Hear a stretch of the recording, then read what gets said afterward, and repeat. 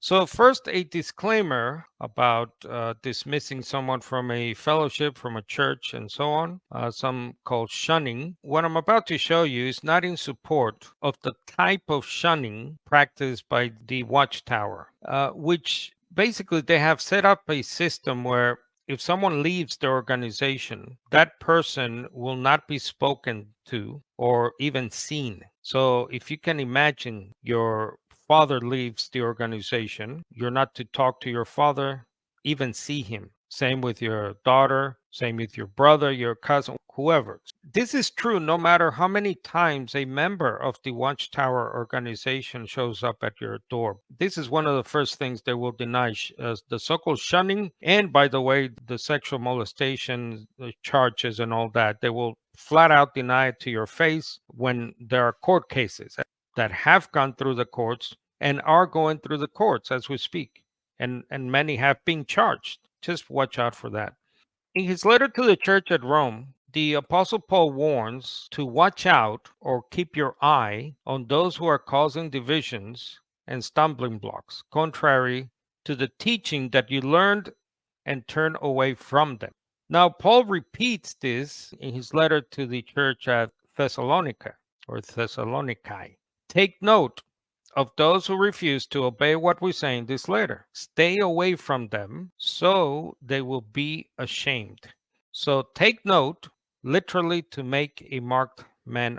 John Gill's commentary on this verse further adds that the clause mark out or take note, not in a private or merely by way of admonition and reproof, but by the black mark of excommunication. Lay him under censure, exclude him from your communion, put a brand upon him as a scabbed sheep, and separate him from the flock.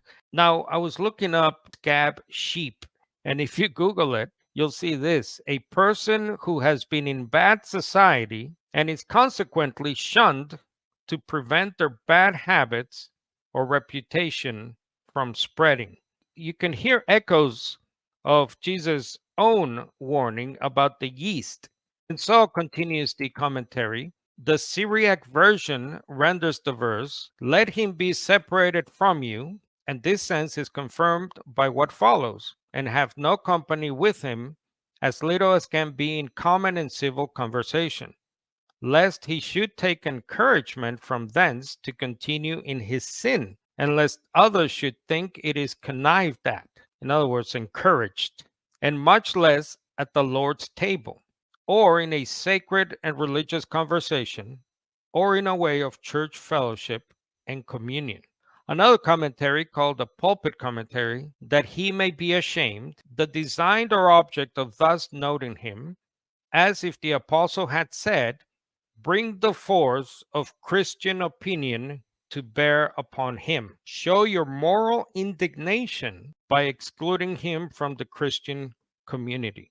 The noting or excommunicating was more of the nature of a correction than of a punishment, and its design was the reclaiming of the offender.